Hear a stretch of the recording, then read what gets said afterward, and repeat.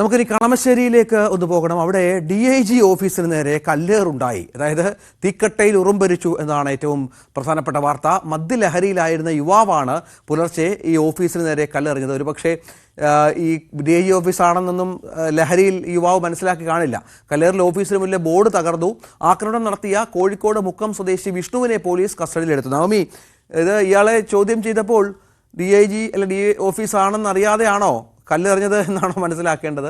ലഹരിയാകുമ്പോൾ DIG എന്നോ അല്ലെങ്കിൽ സാധാരണക്കാരെന്നോ ഒന്നും അത്രക്കാർക്കില്ലല്ലോ.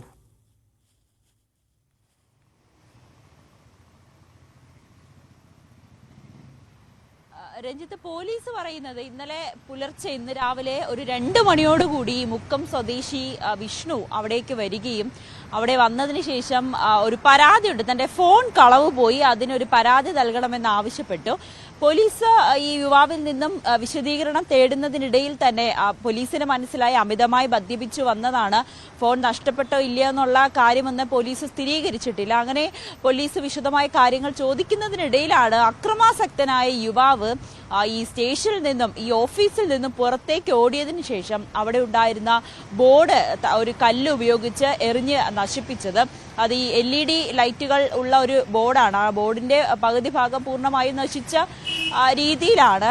എന്താണ് പോലീസിന് ഇവിടെ സംഭവിച്ചതെന്ന് പെട്ടെന്ന് മനസ്സിലായില്ല. പെട്ടെന്ന് കളമശ്ശേരി പോലീസിനെ വിവരം അറിയിച്ച് യുവാവിനെ കസ്റ്റഡിയിലെടുത്ത് അറസ്റ്റ് ചെയ്യുകയും ചെയ്തിട്ടുണ്ട്. ഈ പൊതുമുതൽ നശിപ്പിച്ചതിന്റെ പേരിലാണ് ഇപ്പോൾ കേസ് രജിസ്റ്റർ ചെയ്തിരിക്കുന്നത്. പക്ഷെ എന്താണ് ഇത്തരത്തിലൊരു പ്രകോപനത്തിന് പിന്നിലെന്ന് മനസ്സിലായിട്ടില്ല. പോലീസ് പറയുന്നത് കൃത്യമായി ഈ കാര്യങ്ങൾ ചോദിച്ചറിയണമെങ്കിൽ യുവാവിന് ബോധം വരണം. പക്ഷെ ഇതുവരേക്കും ബോധം വന്നിട്ടില്ല. അമിതമായി മദ്യപിച്ച് ലെക്ക് കെട്ട ഒരവസ്ഥയിലാണ് യുവാവ് ഈ DIG ഓഫീസിലേക്ക് കയറി ചെന്നത്. അതിനുശേഷം പോലീസിനോടും ചോദിക്കുന്ന ചോദ്യങ്ങൾക്കൊന്നും വ്യക്തമായി മറുപടി പറഞ്ഞതുമില്ല.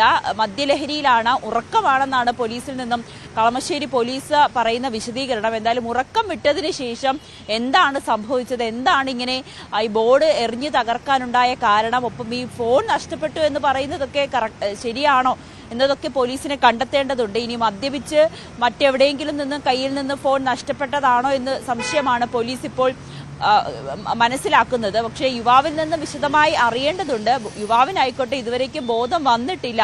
അമിതമായി ലഹരി ഉപയോഗിച്ചിട്ടുണ്ട്, മദ്യപിച്ചിട്ടുണ്ടെന്നാണ് പോലീസ് പറയുന്നത്. മദ്യം മാത്രമാണോ അതോ മറ്റ് ലഹരികൾ എന്തെങ്കിലും ഉപയോഗിച്ചിട്ടുണ്ടോ എന്നൊക്കെ വൈദ്യപരിശോധനയിൽ മാത്രമേ മനസ്സിലാകുകയുള്ളൂ. എന്തായാലും ഇന്ന് പുലർച്ചെ 2 മണിയോടുകൂടിയാണ് അപ്രതീക്ഷിതമായി ഇങ്ങനെ ഒരു സംഭവം ഉണ്ടായിരിക്കുന്നത്. കളമശ്ശേരി പോലീസിനെ വിവരം അറിയിച്ച് പോലീസ് ഉടനെ തന്നെ യുവാവിനെ കസ്റ്റഡിയിലെടുക്കുകയും ചെയ്തു. അമിതമായി മദ്യപിച്ചു തന്നെയാണ് ഓഫീസിലേക്ക് കയറി വന്നതെന്ന് പോലീസുകാർക്ക് മനസ്സിലായി.